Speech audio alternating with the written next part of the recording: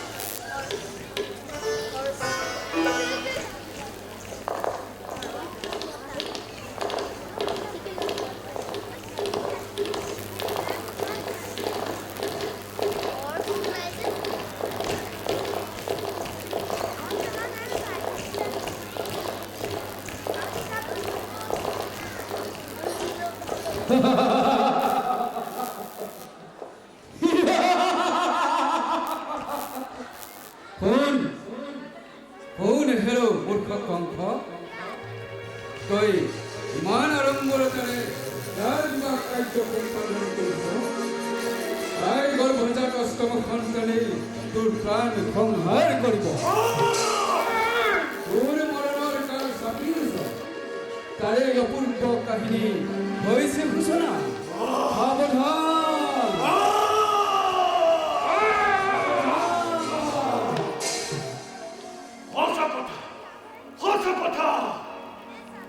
মনত পৰিছে মোৰ দুৰ্যোগ মাতৃৰ বৰ। সপোন পাহৰা হয় আনন্দত পাহৰিছিল মোৰ ভূত ভৱিষ্যত। সাৱধান কৰি দিছে মোক আকাশীবাণীয়ে, সোঁৱৰাই দিছে মোৰ কৰ্তব্য নিজৰ।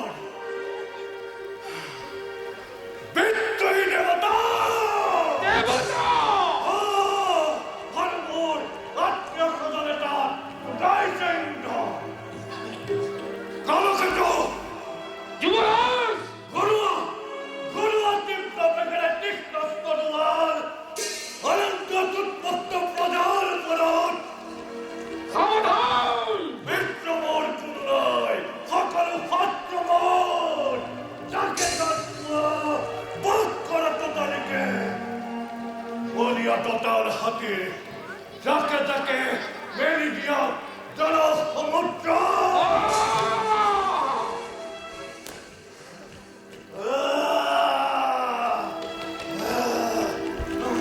সাবধান সাবধান সাবধান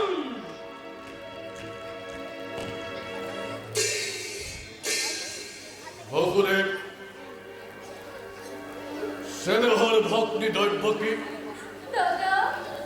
শুনিল নহয় কাণ পাতি ভবিষ্যৎ ভাগ্যলিপি মোৰ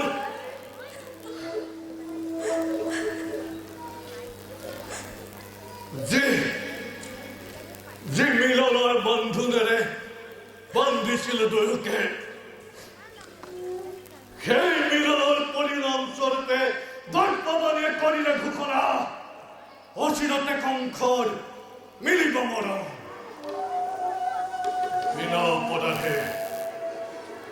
ভক্তিৰ সন্তানে কংসক বধ কৰিব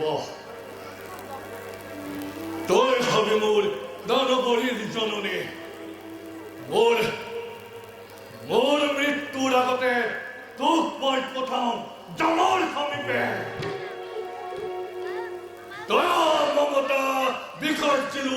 এই মুহূৰ্ততে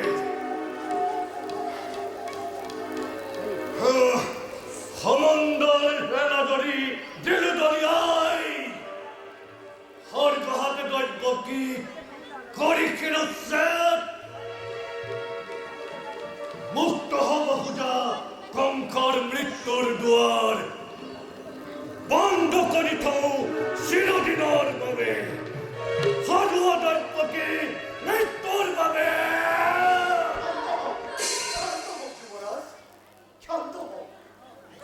দাদা কিবা হেতু মৃত্যুদণ্ড ল'ব লাগে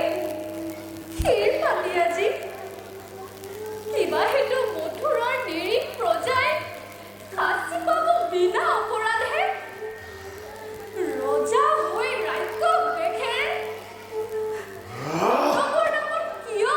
কলংকৰ কালিমা সানিব খুজিছা নষ্ট হওক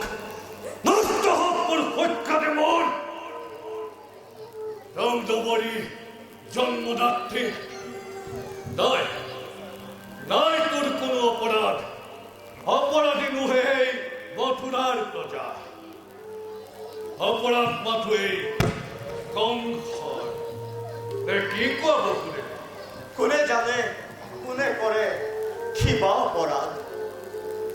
কবলৈ বা কি আছে মোৰ আৰু কলে জানো শুনিবা তুমি ৰজ তুমি সৰ্বশক্তিমান সঁচা হওক মিছা হওক ন্যায় বা অন্যায় সবৰ বিধান হয় ইচ্ছাতেই তোমাৰ সেই গৰ্বেৰে গৰ্বিত আজি তোমাৰ হিৰে হিমাদ্ৰি লঙ্ঘিছে হত্যা কৰি নিজ ভগ্নি মৰণকু ৰুধিব খুঁজিছা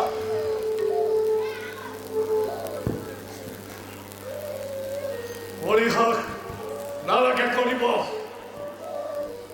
ৰজাময় সৰ্বশক্তিমান যেনে ইচ্ছা তেনে বিধান দৈবকী কৰিম নিধন আৰু তাৰ পাছত চাম ভালদৰে এই দৈববাণীয়ে কিদৰে এই কংসক কৰিব নিধন সাজু দৈবকী মৃত্যুৰ বাবে শান্ত হ হে কুকুলৰ নন্দন ক্ষত্ৰিয় বীৰ তুমি বীৰ হৈ মৃত্যুৰ ভয়ত নাৰী হত্যা ভক্তিৰ হত্যা কলংক কালিমাহানি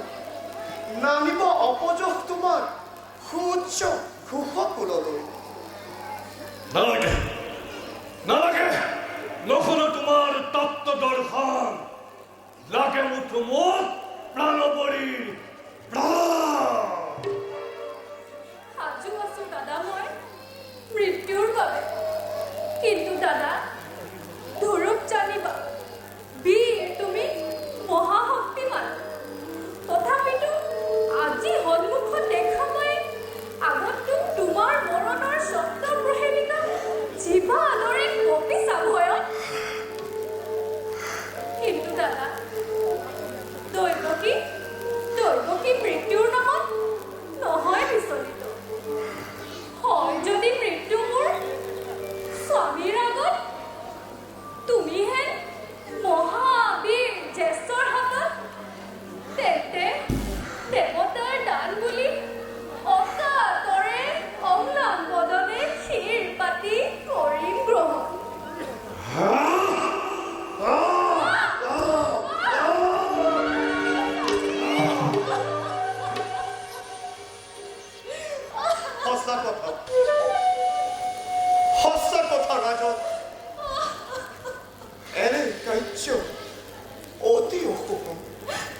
নারী হত্যা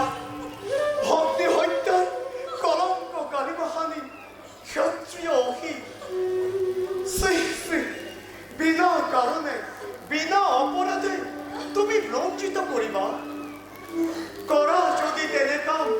নিজ ইচ্ছা মতে হত মুখে করিব গঞ্জনা জগতর বীরর সমাজে নলব তোমার নাম লাজতে ঘৃণাতে নষ্ট হোক কুখ্যাতি মোর কুখ্যাতি হোক মোর জীবনের শ্রেষ্ঠ সঙ্গ তথাপিও কংস দিব লাগিব প্ৰাণ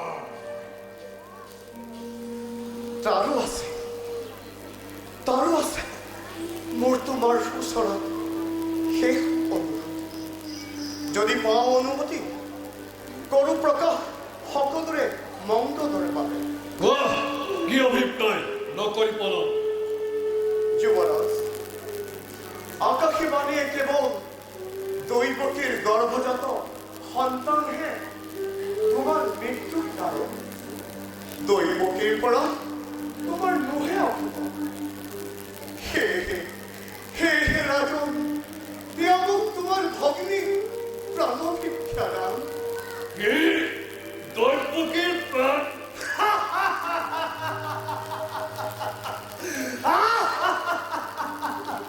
দৈৱকীৰ প্ৰাণ ভিক্ষা দি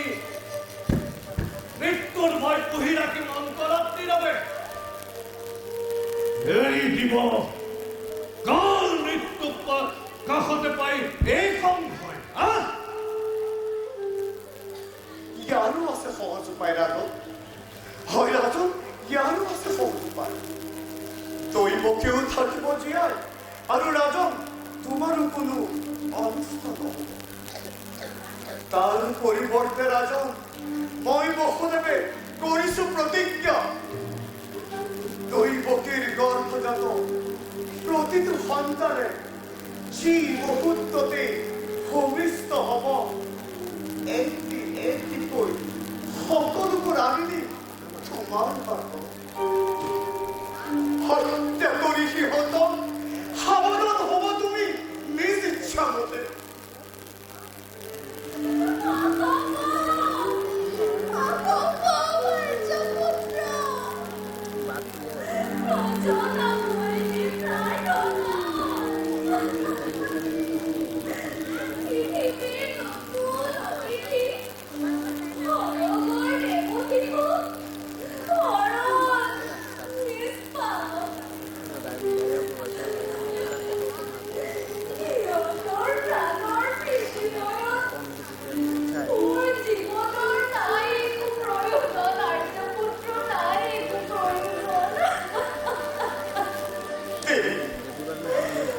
বিচলিত নহবা দেৱী স্বামীৰ প্ৰতিজ্ঞা ৰক্ষা স্ত্ৰীৰ উদ্দীপনা সমানে আৱশ্যক ভাবিছো বসুদেৱ পাৰিব প্ৰতিজ্ঞা তোমাৰ পাৰিবানে বিষয় দিব তোমাৰ উচ্চ স্নেহৰ যদি তুমি প্ৰতিজ্ঞা পালনত বিচলিত নোহোৱা তেন্তে মুক্তি দিব পাৰো দৈৱকীক তোমাৰ শক্তিধৰ প্ৰজা আমি আশ্ৰিত তোমাৰ প্ৰবল পৰাক্ৰমে আপোন ইচ্ছাৰে কাহিলিব পৰা জীৱ থাকে সকলোৱা তথাপিতো কওঁ শুনা ৰাজন মিছা কথা নকওঁ কদাপি প্ৰাণন্তেও বসুদেৱে প্ৰতিজ্ঞা কৰিব পাৰোঁ বেশ তেন্তে সেয়ে হওক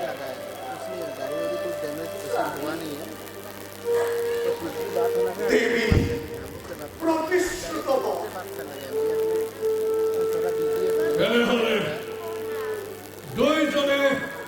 নিজৰ সন্তানৰ চিহ্নমূল চাবলৈ প্ৰস্তুত কৰাকৈ নিজকে তালকেতো আদেশ কৰক যুৱৰাজ দুইকে লৈ যোৱা নিশ্চিত পহৰাৰ মাজত